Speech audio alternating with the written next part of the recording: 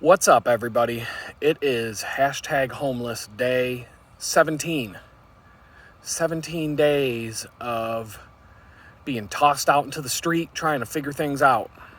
And it's just going to be another video of me rambling about whatever I ramble about for the next 10 to 20 minutes. And I have no script, I have no notes. I've been too busy for that.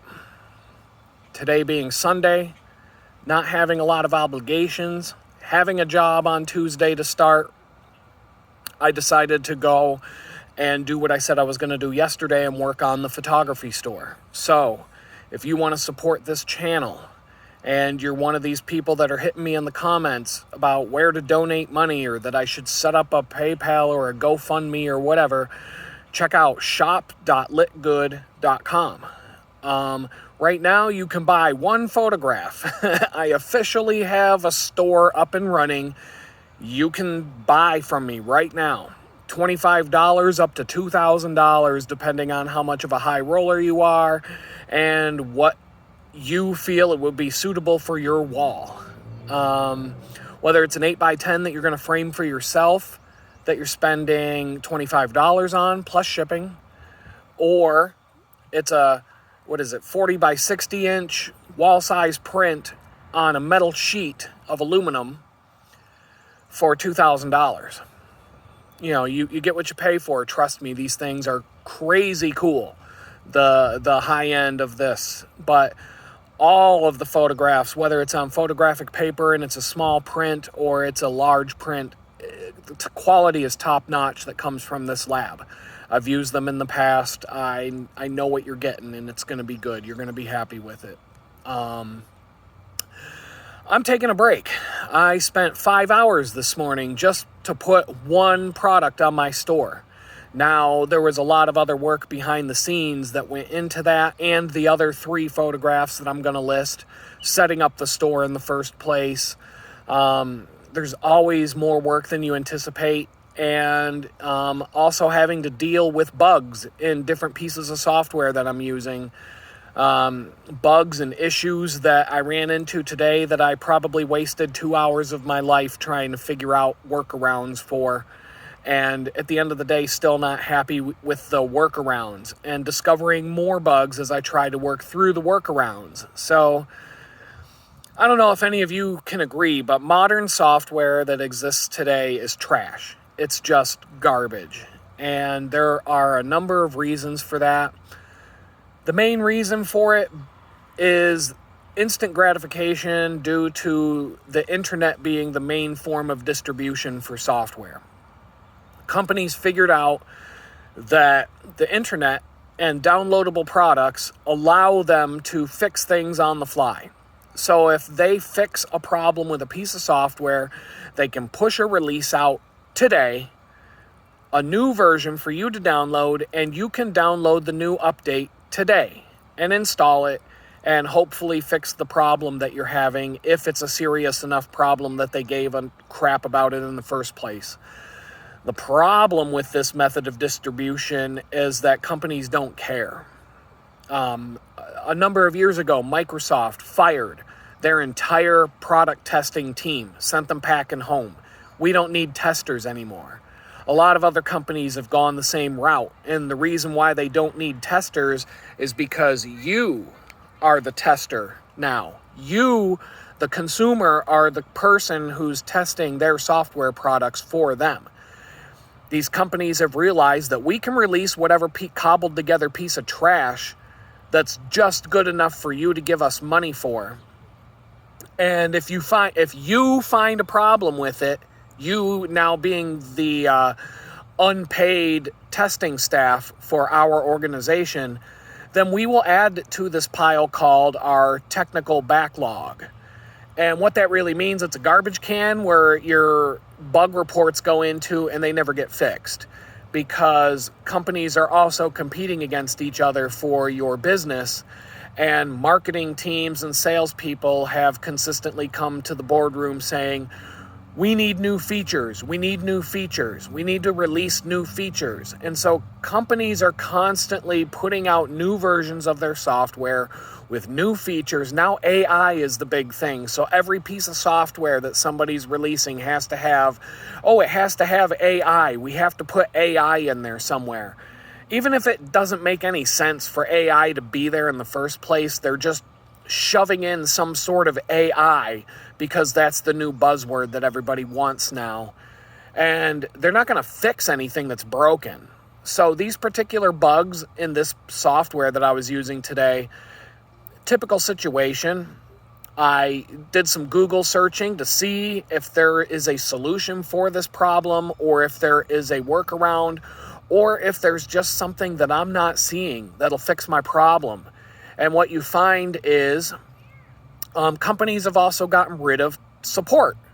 How many companies out there do you deal with? Big faceless corporations like Facebook, Google, Apple, Microsoft, all these big tech giants. When you have a problem, who do you call? They don't have a phone. These companies don't have phone numbers anymore. They don't even have an email address to send a problem to. What they normally do now is they have a community, a message board, a group where once again the customers show up. And now the customers become the technical support staff for that piece of software and that company. Once again, unpaid. So you as the customer, you are paying this company to use their software. You're paying them to be a tester, and you are paying the company to be technical support. I don't even know. You log into some of these websites and you just see that somebody's having a problem and 3 other customers will chime in with a potential solution. And you see that there are some people on these boards that probably spend their entire day of their life answering people's technical questions for software companies that they don't even work for. And I'm like, man, what a loser. Like I'm homeless and I have better shit to do all day than be Microsoft's tech support on the Microsoft Word user forum where people go to try and find answers to their problems. I got better things to do. But I found my way to the user forums for this piece of software, and what I found out is that these bugs that I'm having, they've existed for about 7 to 8 years. People have been complaining about them for 7 to 8 years straight, as recently as the last 3 days. So you've got 7 whole years worth of constant complaints about the same issue and the same bugs and the same problem I'm having. And the bug still exists, the issue still exists. So what do you think the chances are that this company is going to give a rat's ass and fix their software? Zero chance that they're ever going to fix it. But guess what? Next month I'm going to get some email spam in my mailbox that says, hey, we've introduced all these new AI features. I was like, that's great. I don't need AI for this stupid note-taking app. What I need is you to fix the bug that I'm having that keeps me from getting my work done today and wasted 2 hours of my life. That's what I need. How about that? Can you fix that? So I worked in software as a designer, as a user experience designer, and part of the user experience are the experiences I'm sharing with you. Customers hate this stuff. And it would be my job to collect information about what the customers hate about a company. And I love doing that. I mean, look at me. Just look at my rant that I just went on. I absolutely love going out and finding 20 people that hate a company, putting a video compilation together of all these people hating on the company, and then going to the board meeting and say, here's 20 people that hate you and here's why.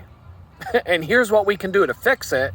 And here's a design that I propose that we could fix it with. And then they say, oh, that's great, but we've got new AI features that we want to release. And we're just trying to make it look good for the marketing material, because once we have these dingbats money, we're good. We don't need to fix anything that's broken. We're just adding new stuff. So that's how software companies work today. And boy, did I just go off course with a rant about software. But this is actually part of the reason why when I worked in software as a designer, as an engineer, I started to hate my life because I want to do something good for people. I want to put out something that has quality to it. And there's this saying, you can have good, fast, or cheap, but you only get to pick two. You know, if you want something that's fast and good, it's not going to be cheap. You're going to have to hire people to get it done. If you want something that's fast or that's cheap and good, it's going to take more time, because if you can't afford to hire more people, you're going to have to give those people more time to make it good. And so companies, 99.999% of the time, you get fast and cheap, and that's what you end up with. Good never enters the equation anymore. And that was one of the reasons why I started to get disgusted with software as a living and wanted to start working on, and that's how I became interested in pursuing photography, my own fine art, which is you can find at the website litgood.com.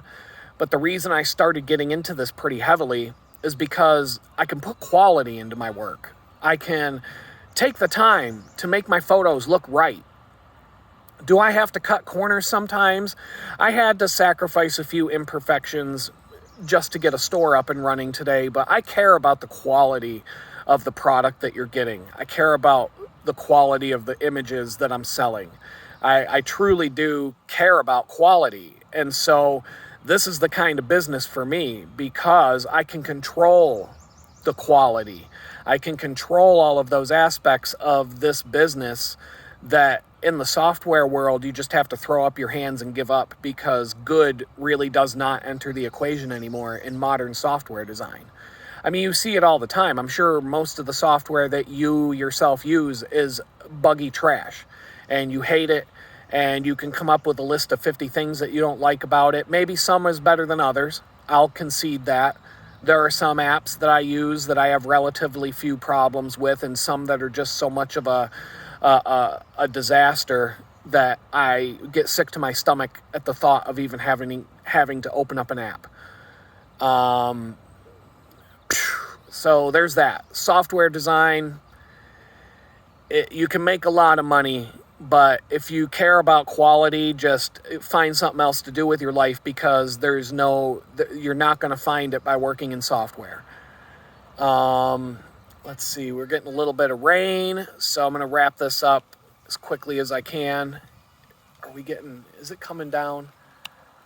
Oh boy. Well, I mean, that was a good rant for the day. Good, I don't know, maybe you learn something. Maybe you learn a little bit about why the software that you use sucks. I'm going to go back to Tim Hortons, use their free Wi-Fi, get another iced coffee and sit there. And I'm going to try and get 4 images up on the store at shop.litgood.com. And from there, I should be able to add images as, whenever I have a couple hours to throw into it, I can just start adding more. And the cost, the way Etsy works, I'm digging it for the most part. There are a few glitches. There are a few things I don't like. I mean, there's always going to be a few things I don't like. So, there's no such thing as perfection in this world. But I have a shop. And so now if you guys have money and you want to throw it at this channel, this is capitalism, baby. This isn't a handout. I'm not sitting on the communist block with a digital chicken bucket looking for a handout. This is capitalism. I got something for you.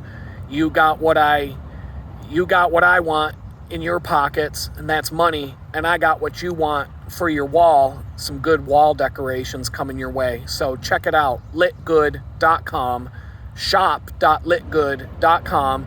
Go to the website, go to litgood.com, and oh my goodness, man, there's someone needs to get an exhaust for his Harley.